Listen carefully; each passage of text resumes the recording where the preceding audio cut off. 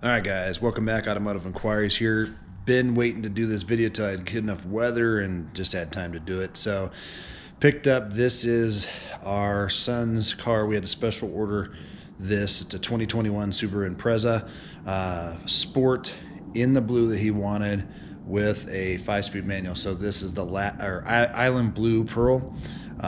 Close to the WRX Blue, but a little bit brighter, I guess, if you will. Not a lot of big changes from the 2017 that we have. Main differences: same motor, same power plant. This grill's changed a little bit. This fascia is wider. These hooks are wider, and now instead of being just a little bit of piano black right here, this whole wing is piano black on the Sport. Don't really know what to think of that because piano black works good on the inside, but this will tend to get scratched up pretty well from tumbleweeds and stuff. Other than that, same front end. We are going to put on nameless exhaust like we did on the other one, and we do a Can-in drop-in, but same 2.0 power plant in here. Again, this car is not made for, you know, hauling ass. I mean, it's a great little motor. It's good on gas. You know, with the stick you'll get probably somewhere between 27 to 29 in town and mid to high 30s on the highway, and that just depends on your driving habit and if you keep it around 75 miles per hour. So same stuff around there. They did change the wheels a little bit. Got a little twist here versus the 17, but same size. This one we got in the popular package, and now you can only get the 5-speed manual Sport in the wagon. With the 5-speed, you can get the CVT and the 4-door, which we were looking for, but you can't get it now.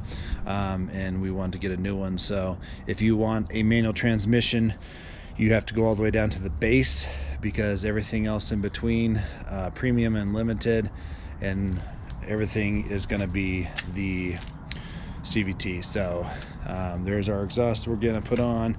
Again, pretty much for this package, it's gonna come standard with that cargo cover. You're gonna get a spare. Not a lot of changes from the 17 that we have over there. Is our 17. It's got about 40,000 miles on it, and it's been a really great car. Again, these are, my boys aren't getting turbos, so we got get the Sport because it's a nice package for what you're getting. And on this package this year, the popular package, you're going to get this approach light.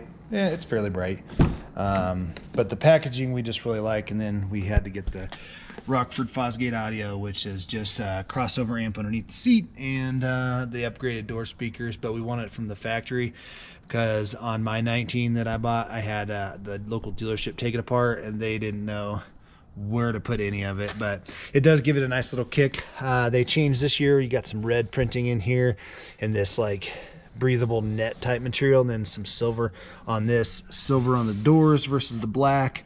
And then for the most part, it's pretty much the same as the old 17 was. Not a lot of changes there. The Sport, you do get red stitching on the leather and faux leather pieces. And then on this year, they got a squishy leatherette vinyl with red stitching, which is pretty cool. That's always been on the WRX. That's nice. And then this package did have the upgraded LED lights instead of the incandescent bulbs, which they're nice. They're very, very bright. And there is a light down here underneath here. This year in this, I didn't have that in my 19. We didn't have it in the 17. And then one of the big bummers that we noticed on this car when we got it is there's no more carbon fiber-esque behind the gauges. And the needles are white versus red. It used to be red on red. And you would have carbon fiber back here behind the gauges, which not real carbon fiber, but the look, it was nice looking, just a little bit more sporty-esque. So, and then new for I think 19, 20, and 21, when you go in through these menus, you can actually change out this gauge. We got to confirm the 17 mount, think we can.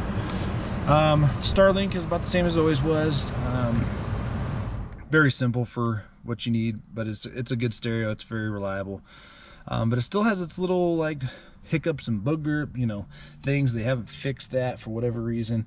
This one does need the radio stations every couple months like the 17 does, and that head unit was changed out in that. But it's very simple to use. It's very intuitive. It does have Apple CarPlay and Android Auto. No nav in this one. You have to go all the way up to the limited to get that, but then you lose the 5-speed manual. And again, my kids have to learn how to drive in a manual. So, but this is an exceptional car for getting around the snow. Again, it gets around great with this 5-speed manual. You do get a 50-50 directional split on your all-wheel drive, so it is all-wheel drive all the time, versus anything that's a CVT SUV that's all-wheel drive and has an automatic. Those are a proportional split all-wheel drive system. So this car literally gets around like a tank in the snow. So other than that, I mean, I'm a little bummed out about the quality of the paint. I think it chips easy. The glass seems to chip easier than the 17 from road pits, even at like slow miles, slow speeds on the highways. So a little bummed out about that. Otherwise, I feel like it's basically the same car as it was. Nothing crazy's changed, which is good because the 17 Impreza was the first year of this body style, and it has been an excellent car. So I would recommend, if you're going to, you can add the Rockford Fosgate to any of these sound systems, but if you want the larger 8-inch Starlink, you got to go to a Sport or a Limited. Some of the premiums don't even have that. So it's a good all-around package. We're very happy with it. He's very happy with it. I think for the money that you pay for a Subaru and for how good it gets around the snow, fuel economy, and overall dependability, I think it's really great.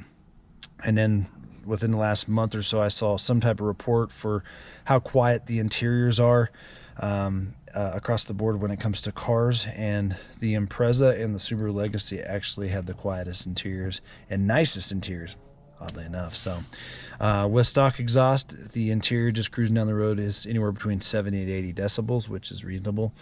So it just depends on road surfaces and everything.